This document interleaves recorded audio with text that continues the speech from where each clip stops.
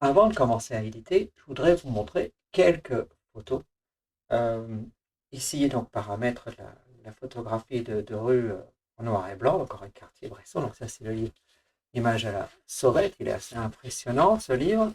Donc, si j'ouvre à une page quelconque, juste qu'on regarde, en fait, l'idée, c'est pas de commenter la photo en tant que telle, mais c'est de regarder un petit peu ce qui fait que c'est une image réussie du point de vue euh, du noir et blanc. Alors, évidemment, hein, c'était pris sur film, donc c'est pas du traitement numérique.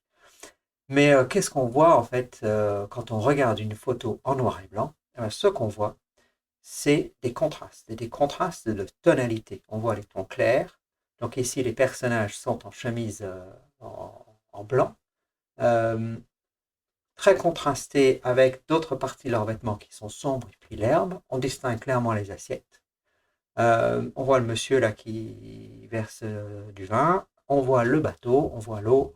Euh, donc en fait, c'est une lecture qui se fait au fur et à mesure où on voit les différents contrastes dans l'image.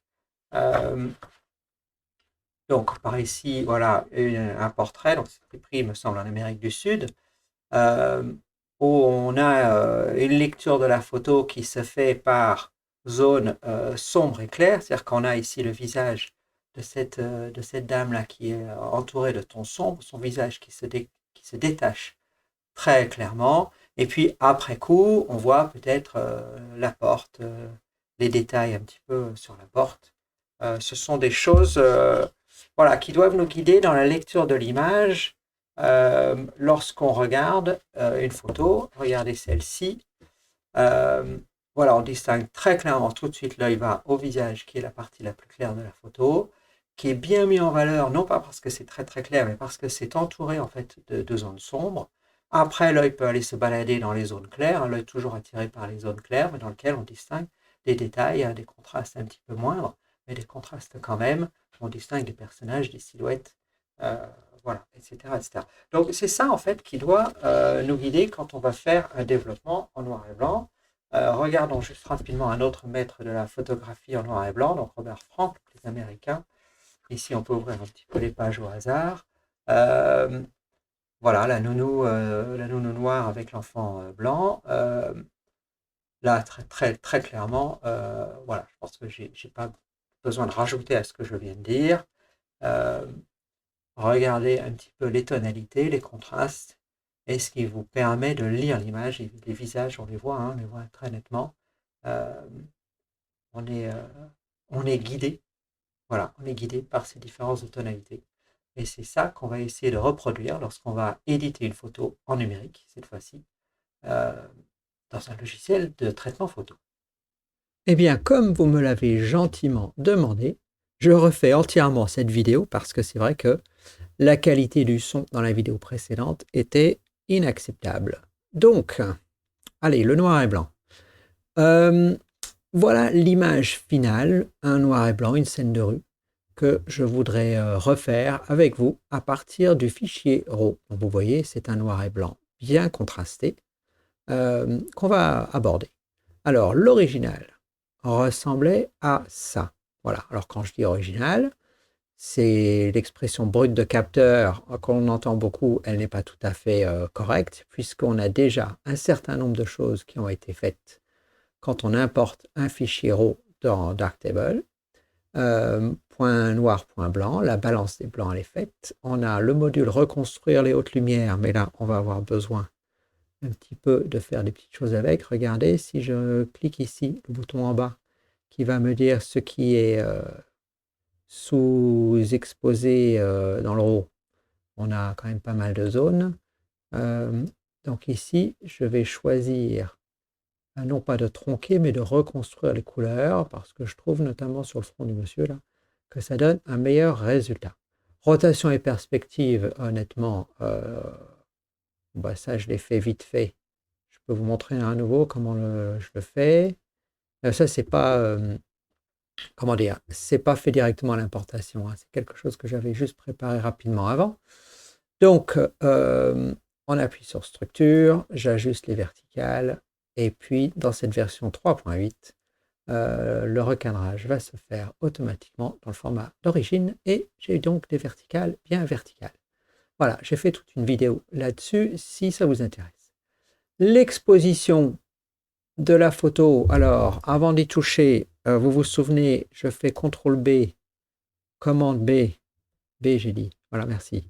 Ce qui revient à appuyer sur la petite ampoule en bas de l'écran et ce qui va me donner un bord blanc qui va me permettre de juger peut-être un petit peu mieux de l'exposition correcte. On perd un petit peu, l'œil perd un petit peu l'idée de blanc lorsqu'il est entouré de couleurs sombres. Profil de couleur d'entrée, on vérifie qu'on est bien en règle 20-20 linéaire. Et filmique, on va faire l'exposition relative du blanc automatiquement. Voilà. Souvent, j'aime bien me donner un tout petit peu de marge, histoire de ne pas brûler trop les blancs. L'exposition relative du noir, ça ne sert pas à grand-chose de le faire de manière automatique.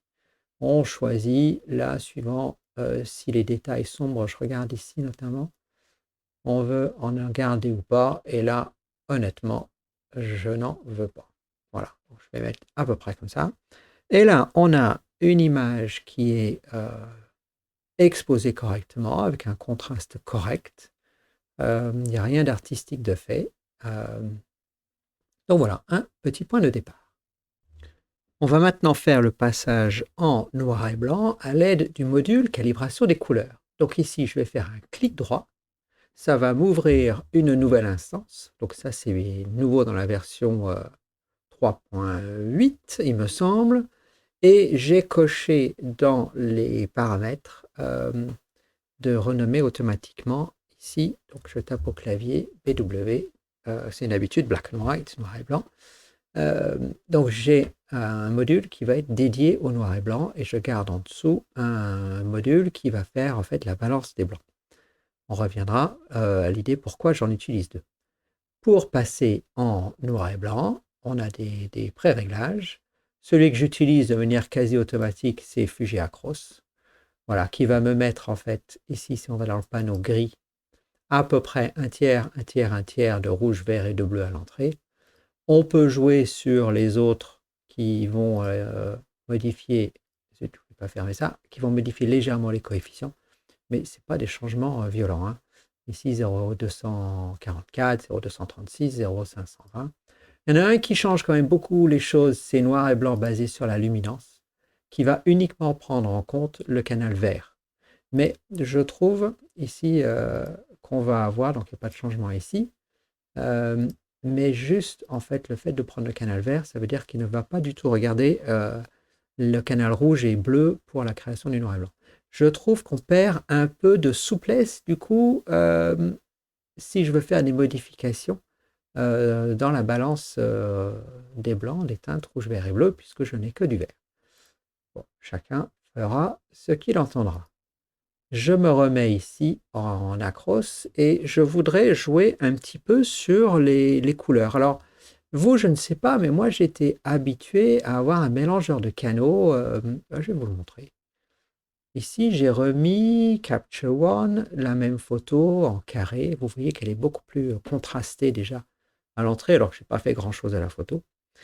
On est habitué, peut-être vous, en tout cas, moi, c'est le cas, d'avoir un mélange d'or de canaux. On a ça dans Lightroom aussi, quand on met en noir et blanc, où je peux jouer séparément sur le rouge, voilà, et sur le noir, enfin le jaune, le vert, et puis j'ajuste mon noir et blanc. Je trouvais ça très pratique, j'aimais bien. Hein. J'aime toujours d'ailleurs, je trouve ça bien. Hein. Et magenta, voilà. Hop, et je règle un noir et blanc. Mais on n'a pas ça dans Darktable. Il y a quand même quelques inconvénients hein, de ça. Je vais en montrer un. Si j'augmente, alors si on fait un peu trop n'importe quoi, j'avais réussi à le faire. On perd des détails, en fait, là je ne sais plus. On perd des détails dans la chemise. La chemise, elle a des points là, vous les voyez. Alors je ne sais plus ce que j'avais fait. En fait, il s'était fondu, il n'y avait plus rien. Enfin bon, voilà. Donc on peut perdre quand même des détails, jouer individuellement sur les canaux et pas globalement sur la photo. Bon, honnêtement, je ne trouve pas beaucoup d'inconvénients à cette méthode, mais on ne l'a pas. Donc, on va revenir dans Darktable et on va voir ce qu'on peut faire pour ajuster les couleurs. Je vais quand même faire commande B pour enlever ce bord blanc. Et on va regarder un petit peu, on peut changer la luminosité de chaque canal, donc notamment la luminosité des rouges ici, qui va atteindre les teintes de peau, hein, beaucoup de rouge dans la peau. Donc là, je peux régler ça. On n'a pas, c'est pas tout à fait sensible pareil, hein. Voilà, vert et luminosité des bleus. On peut déjà, voilà, on imagine, on peut déjà quasiment cliquer sur normaliser les canaux, c'est pas ce que je voulais. On pourrait avoir quelque chose de pas trop mal avec ça. Bon, j'arrête de jouer trop avec ça. Mais voilà, on peut déjà faire un bon réglage des zones, globalement des grandes zones de la photo qu'on souhaite voir accentuées ou pas. De même que ici, le rouge en entrée, si j'augmente, je vais aussi jouer sur voilà, le rouge, hein. Je fais ça de manière un peu violente pour que vous le voyez. Bon, ça n'a pas beaucoup d'intérêt par rapport au panneau luminosité, mais c'est des réglages qu'on peut faire pour essayer d'affiner le noir et blanc qu'on voudrait. Autre chose, donc, pour affiner un petit peu la conversion en noir et blanc, c'est de revenir à mon module calibration des couleurs de départ, parce que lui, en fait, c'est une balance des blancs. Et la balance des blancs a un effet sur la couleur, et donc va avoir un effet sur la transformation en noir et blanc. C'est-à-dire que si je change la teinte de ma photo, ici, vous voyez qu'en fait, je change en même temps l'aspect globalement de ma photo. Ainsi que chroma, on va avoir plus ou moins contrasté, ça ne se voit pas énormément avec cette teinte-là. Voilà, ici, si j'augmente la chroma, ça c'est clair. Là, voilà, j'ai le fond qui fonce. On peut aussi faire des modifications ici, à l'entrée du rouge. Voilà. Après, il ne faut plus repasser en couleur, hein, parce que là, je suis en train de travailler sur un noir et blanc. Imaginez, j'enlève la calibration des couleurs, là, le passage en noir et blanc. Vous voyez, en fait, je suis passé quasiment dans une couleur tout à fait magenta. Ça n'a plus aucun intérêt, hein. Alors, voilà. Et on peut jouer avec ça à l'infini. C'est un petit peu moins direct que ce que je vous ai montré dans Capture One, mais on a déjà un équilibre qui est pas mal. On a une photo qui est bien contrastée. N'oubliez pas non plus, lorsqu'on fait de la photo traditionnellement avec un film argentique, on ne peut pas choisir non plus avec des curseurs comment chaque teinte va sortir sur le film. Ça dépend du film et ça dépend aussi peut-être des filtres qu'on met, des filtres colorés qu'on met devant l'appareil photo. Bon, arrêtons de chipoter avec ça. On a un réglage avec la calibration des couleurs qui est pratique. Si vraiment vous voulez trouver quelque chose qui ressemble à ce qu'on a dans les autres logiciels, on peut aller dans la zone de couleurs, ici. Je vais aller dans le module clarté, enfin dans l'onglet clarté. Par contre, zone de couleur, il est après Filmic, donc il faudrait faire CTRL-SHIFT et le mettre avant le passage en noir et blanc. Ici, je vais le mettre entre les deux. Et puis, si vous voulez augmenter la teinte des rouges, vous pouvez augmenter la teinte des rouges. Alors, les modifications sont assez violentes, mais on peut faire, voilà, baisser les bleus, si on veut, avoir quelque chose de plus contrasté. Voilà.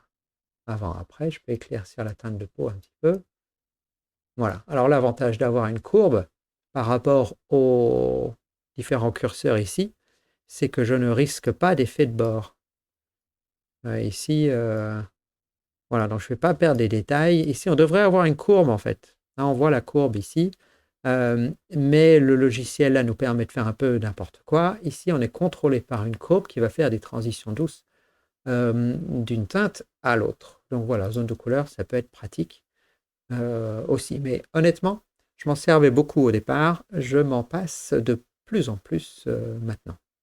on va maintenant s'occuper un petit peu du contraste global et on va travailler sur ces contrastes de la manière la plus globale possible jusqu'aux petits détails. Alors, une chose que j'avais oublié de faire, j'avais oublié que dans l'image finale tout à l'heure, j'étais en format carré. Voilà, donc faisons ça, recadrer, format carré. Je vais juste glisser, je ne sais pas si vous avez vu, il y avait un trait blanc lumineux là qui me gênait, voilà, que je n'ai plus. Allez, hop, ça c'est bon. On va faire donc, pour ce qui est du contraste, un module égaliseur de ton. Ici, je vois que le masque déborde, donc je vais faire compensation d'exposition du masque. Ça ira très bien. Et pour ajouter du contraste, l'idée du contraste, hein, c'est qu'on éclaircit les zones claires et on assombrit les zones qui sont déjà foncées. Voilà, donc j'ai ajouté du contraste. Ce qui est important lorsqu'on ajoute du contraste, c'est quelle quantité j'éclaircis, quelle quantité j'assombris, mais surtout à quel est l'endroit en fait qui ne subit aucune modification, c'est-à-dire quel est le seuil entre le sombre et le clair dans l'image. Et ici, on fait un choix. Moi, je voudrais en fait que cette partie, l'épaule là du monsieur qui est déjà dans l'ombre, qui est relativement dans l'ombre, devienne plus foncée. Donc à moins 3,3, moins 3,4 IL. Et ici, ça s'éclaircit. Regardez juste la chemise, elle s'éclaircit. Donc mon contraste est mal fait. Je voudrais en fait éclaircir au-dessus et assombrir en dessous. Ce n'est pas forcément au milieu du graphique. Voilà. Et là, j'obtiens quelque chose qui me plaît davantage. Voilà. Maintenant, l'épaule est bien dans l'ombre, ce qui va me donner en fait une lecture, pour moi en tout cas, plus facile de l'image. Bon, on ne va pas tergiverser là-dessus. On va passer à une mise en forme un petit peu plus directe de l'image avec le module exposition. Donc, clic droit, on a un nouveau module qui apparaît et je vais l'appeler dégradé au pluriel. Et je vais utiliser un masque dessiné en gradient. Alors ça, c'est un petit peu trop doux. Voilà, je suis en train de faire Shift molette de la souris. Donc voilà, je vais ajouter voilà, la vision du masque, visualisation du masque. Je vais en faire plusieurs. Et vous allez voir, en fait, en mettant des gradients autour de mon image, n'essayez de ne pas toucher le sujet. Je vais en mettre un à droite, ici en diagonale. On va en mettre en diagonale. Ce que je voudrais, en fait, c'est une lecture diagonale de l'image. Si je vais adoucir plus, voilà, on peut en mettre un petit à droite, là pour fermer, je dis à droite, mais c'est la gauche, hein, vous avez bien vu, pour fermer l'image, voilà, que je peux décaler un petit peu. Et ici, cette partie-là, on a une diagonale qu'on voit clairement. Voilà. Donc ça, c'est l'image de départ. Je vais cliquer là 2 fois pour que ça disparaisse. Et maintenant, en fait avec l'exposition, je peux même carrément mettre dans le noir, ce qui n'est pas loin de ce que je voudrais obtenir à la fin. Voilà, on n'hésite pas. J'ai bien maintenant en fait une direction diagonale de l'œil. Hein, je vous montre avant, après. Voilà. Ce qui me gêne maintenant, clairement, ce sont, voilà, il y a des petites zones qui me gênent. Il y a ici le haut je pense que c'est un reflet du store.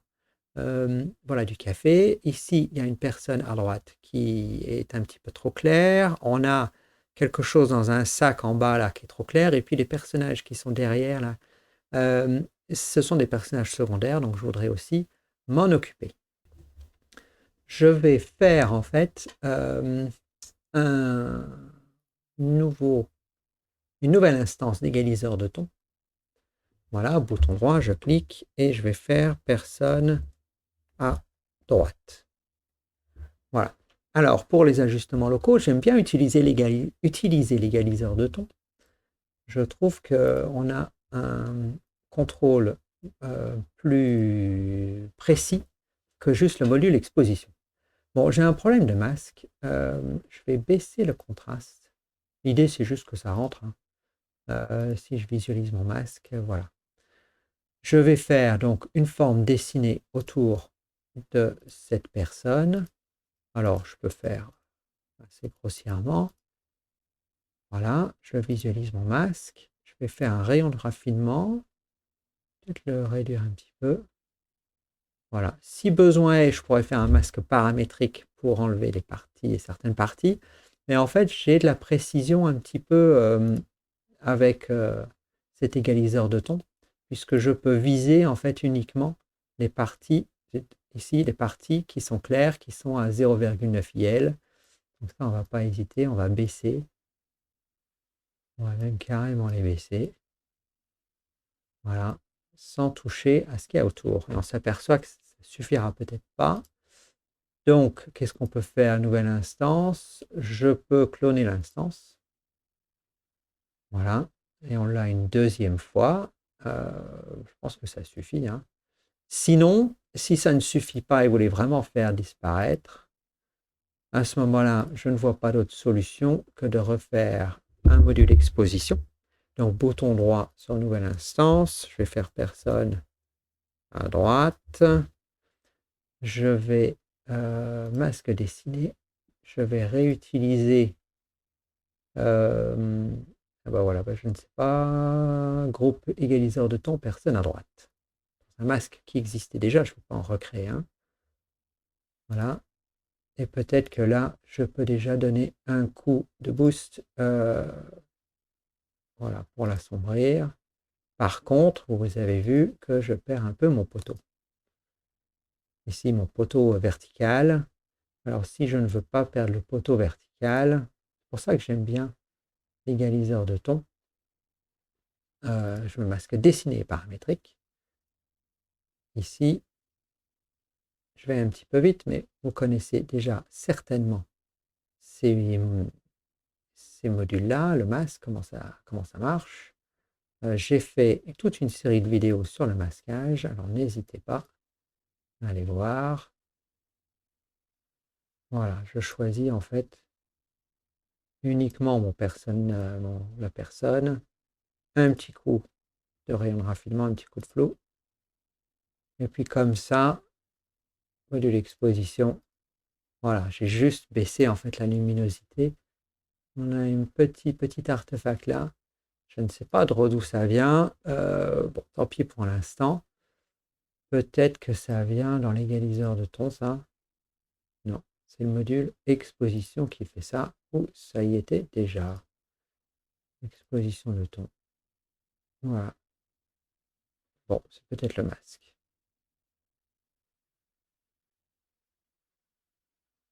Bon, je ne sais pas. Tant pis.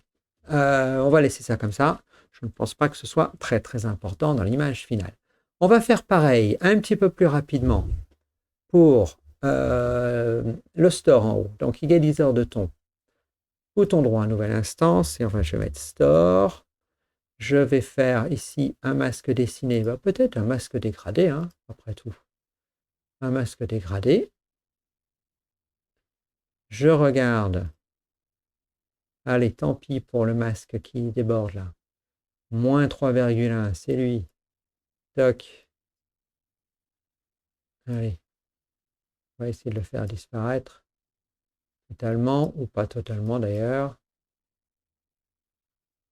Voilà, si on veut le faire disparaître totalement, on transforme ça en fait en module exposition et puis voilà, vous mettez une exposition à moins 4 ou moins 5 et c'est bon, ça disparaît. Pas de problème. Les personnes qui sont à gauche, on va faire, bon, faisons exposition. Bouton droit sur exposition.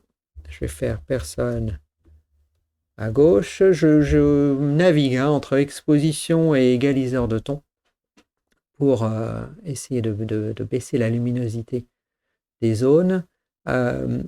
Égaliseur de ton est plus subtil, hein, vous le voyez. Je vais faire un masque dessiné ici, autour. Non, je vais laisser des petites ombres derrière. Là. Je trouve que c'est pas inintéressant. J'ai fait un peu trop vite. Je vais faire CTRL et un point ici, juste pour venir par là. Et je vais même, je crois, essayer d'améliorer ça avec un masque paramétrique sur le canal JZ. Et je vais essayer d'enlever ce qui est sombre. Alors, je vais un petit peu loin et je reviens en arrière. Voilà, et le dégradé va me permettre d'avoir un effet voilà, moins brutal, plus graduel sur ma modification. J'enlève le masque, j'enlève voilà, le dessin et je vais baisser. On peut les mettre carrément dans l'ombre. Hein. Voilà. Et si on veut être un petit peu plus fin, bouton droit égaliseur de ton, personne à gauche, et je vais reprendre un masque dessiné ici, dessiné. Je vais prendre masque dessiné et je choisis dans exposition personne à gauche. D'où l'intérêt de nommer ces modules. Voilà. Le masque, je vais le remettre automatiquement. Voilà, j'ai déjà fait plusieurs fois. Et en fait, qu'est-ce qui me gênait? Le visage, en fait, ici, c'était un petit peu clair. Ici, je suis dans moins 2,9, moins 2, 2,9, moins 3. Ici, voilà. Et on a un effet qui commence, ça commence à s'accumuler, tout ce travail commence à s'accumuler. Et on voit ici très nettement maintenant la partie claire. C'est maintenant mon personnage. J'ai juste une petite bidouille là à enlever. Exposition, allez, exposition, bouton droit. Et je vais l'appeler sac. Nouveau masque dessiné. Un petit rond autour. Je ne crois pas que j'ai besoin d'être très précis là-dessus. Honnêtement, il faudrait quand même que ça couvre tout le sac. Voilà. Si c'est trop brutal, on met un masque paramétrique. Ça, c'est pas grave. Je vais juste enlever voilà, le dessin du masque et je baisse l'exposition. Voilà, je fais disparaître ce sac dans l'ombre sous la chaise. Voilà, c'est pas beau ça. Donc on a fait maintenant des changements qui étaient très globaux avec mes dégradés en premier. Et plus on a avancé, plus on a fait des modifications localement et localement petites. Pour mettre un petit peu de peps dans cette photo, on va mettre un peu de contraste local. Donc là, on arrive vraiment à des choses très fines. Alors, on a un module contraste local qui marche très bien. Voilà, qui me rajoute avant, après du contraste local, c'est pas mal. J'aime bien en fait dans les parties claires, dans les parties foncées, je trouve que c'est de l'image, c'est pas très très naturel. On pourrait regarder ce que fait le module diffusion honnêteté. Alors ce que je fais souvent, c'est ce qu'on appelle suppression de la brume. Je trouve que ça donne un effet plus intéressant, souvent dans le noir et blanc, que ce qu'on appelle contraste local. Comparer les deux, ça prend un petit peu de temps, hein, contraste local. Ouais, je préfère suppression de la brume. Alors, moi, j'ai un pré-réglage, en fait, qui met que 10 itérations au lieu des 5. Ici, c'est le même, hein, qui donne 10 itérations. Et ça va plus vite. Je voudrais uniquement appliquer ça, en fait, aux zones un petit peu claires. J'aime pas du tout ce que ça fait dans la chemise, là. On voit du détail dans l'ombre, ce qui est quand même pas très naturel. Donc, on va faire un masque sur le canal JZ et on va garder uniquement les parties claires. Donc, le curseur à droite, je vais aller bien à droite. Et bien là, on est pas mal. On a déjà évité, voilà, on ne fera pas sur la chemise. On va mettre un petit dégradé là-dessus. Voilà, un petit rayon de raffinement. Et je pense que c'est pas mal. Je pourrais enlever la partie derrière qui ne m'intéresse pas puisque c'est un personnage secondaire. Mais bon, pourquoi pas. Donc avant et après, c'est pas très évident. Bon, je remets à 10. Voilà, voilà. Un petit peu long, hein, ce module, mais ça vaut le coup. Là, je le vois très nettement. Je ne sais pas, je fais un zoom avec un instantané. Donc, je l'enlève. Je prends un instantané. Voilà, un instantané. Je l'applique. Et puis, je regarde la différence. Et là, on voit sur le visage, hein, beaucoup, la main, le livre, on voit quand même un effet assez évident, enfin, sur mon écran en tout cas. Si on veut en faire plus, on peut en faire plus. Je ne crois pas que ce soit très important dans ce genre de photos euh, d'avoir ce qu'on appelle une clarté locale, contraste local trop fort. Euh, donc voilà, pour cette photo-là, je pense qu'on a déjà une bonne idée euh, de la méthodologie et on va passer à une photo un peu moins contrastée. Cette photo-ci, donc déjà en noir et blanc, est nettement moins contrastée. Ce qui est intéressant, je trouve, voilà, dans le geste, pour qu'on le voit bien, voilà, c'est que la main, on voit bien les détails, hein, toutes les petites marques sur la main. Moi, je trouve ça beau comme tout. On voit aussi, voilà, c'est une dame qui écrase un mégot de cigarette. On voit la fumée, le mégot qui tombe, tout ça. C'est des choses que je voulais mettre en valeur. Donc voilà, on n'a pas besoin d'avoir des noirs très noirs et des blancs très blancs toujours dans les photos en noir et blanc. Alors, l'original ressemblait à quoi? L'original ressemblait à ça. Et oui, ça a été pas mal recadré. Donc, on va faire ça tout de suite. J'ai mon image ici hein, qui a été importée. Je vérifie toujours juste le profil de couleur d'entrée. J'ai toujours un problème de compatibilité avec Photomécanique que j'utilisais à l'époque. Je n'utilise plus pour importer les photos. Qui mettait tout, voilà, enfin Darktable, il mettait en Rec 709, ça m'agace. Bon, voilà. Rec 2020 linéaire, tout va bien. Je vais commencer par recadrer ma photo en format carré, voilà, et on va resserrer autour de la main, voilà, la manche, la main, hop, voilà, et c'est déjà pas mal. Voilà, première chose. Deuxième chose, on passe la photo en noir et blanc, puisque l'exposition me paraît quand même plutôt correcte. Filmique, j'ai vraiment rien à faire hein, sur la photo. Filmique, moi je veux bien hein, faire une option automatique, là. Ça fait quand même pas grand-chose. Je peux rajouter un petit peu de contraste, mais c'est pas une image très contrastée que je veux. Tiens, je vais l'enlever. On va avoir une image bien douce. Donc voilà, je ne fais rien en fait à ça. Je fais bouton droit, nouvelle instance, PW, noir et blanc, et je passe sur Fuji Acros 100. Mon image est maintenant en noir et blanc, et je vais m'occuper de faire un peu de contraste global, donc égaliseur de ton. Je vais régler le masque automatiquement, voilà, pour avoir un masque centré. Alors, qu'est-ce que je veux? Je veux surtout ne pas faire disparaître voilà, ces cendres, cette fumée. Euh, donc, je vais commencer déjà par ajouter un peu de contraste. Voilà. Et en fait, on joue sur le passage. En fait, c'est le point central ici que je monte, je descends. Et j'essaie de décider à quel moment, en fait, plutôt par là, à quel moment je croise l'axe. Et après, je vais voir avec un point qui est un petit peu plus loin. Voilà, l'intensité. Je ne veux pas augmenter les tons clairs de trop parce que je vais perdre des détails voilà, dans la main. Donc l'égaliseur de ton, ça me paraît bien. Regardez, avant, après. Voilà.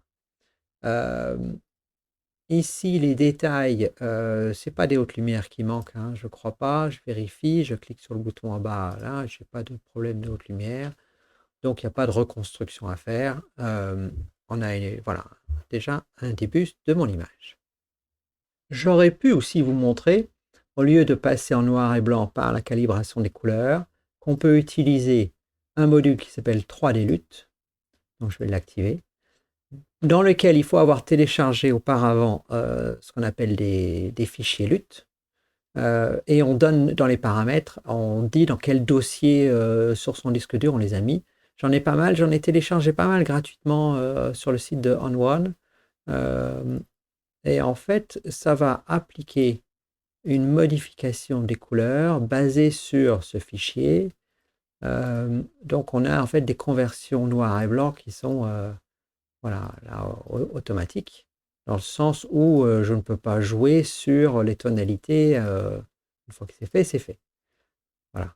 On peut faire un mélange, ça c'est pas mal d'ailleurs. En fait, je trouve ça assez joli comme ça. On peut faire un mélange d'opacité, hein. Je peux faire moins opaque et utiliser simultanément la calibration des couleurs, les parties où en noir et blanc, pour avoir du vrai noir et blanc et faire un mélange des deux.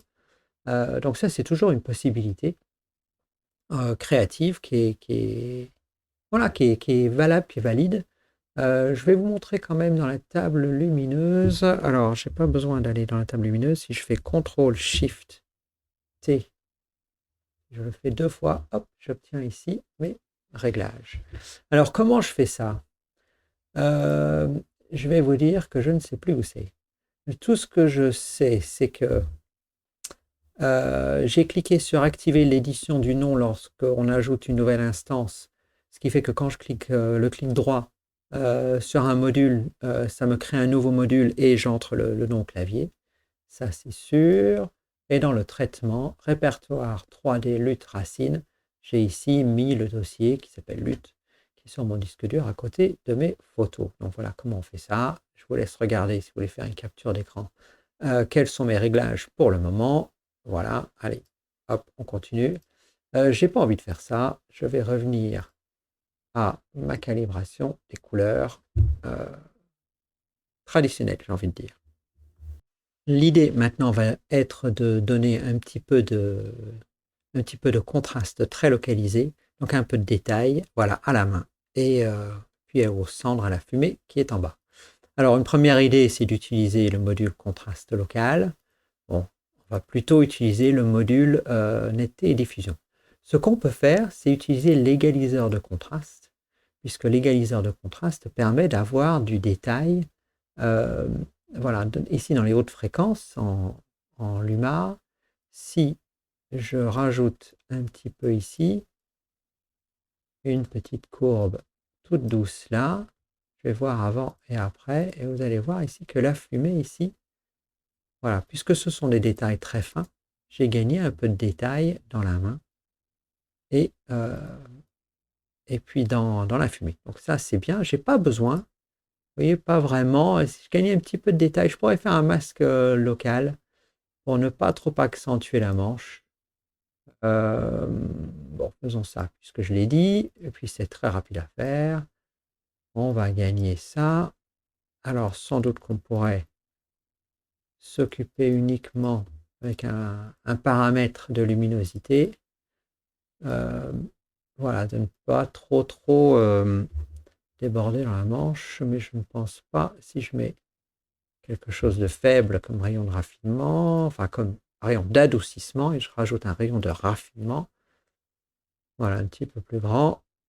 Voilà, je pense que là, si je cache le tracé, on a, voilà, comme ça, je n'attire pas l'attention sur la manche qui est là. Et puis, bah, le module qui va servir pour rajouter du contraste local et bien faire détacher tout ça, c'est le module diffusion netteté. Alors, je vais utiliser des pré-réglages. Soit je vais faire une suppression de brume. Vous avez bien compris, c'est un de mes préférés. Voilà, je peux faire un instantané. Soit je vais rajouter du contraste local. Et puis, je vais décider lequel je préfère. Et je pourrais même accumuler les deux.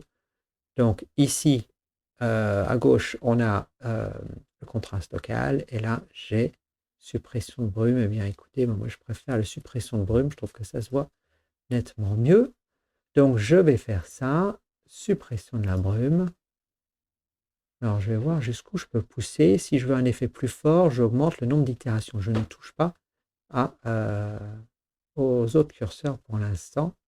La vidéo va venir sur ce module. Patientez. Attendez que j'ai tout compris. Si j'y arrive. Alors, je suis à 21 itérations, c'est très fort, hein.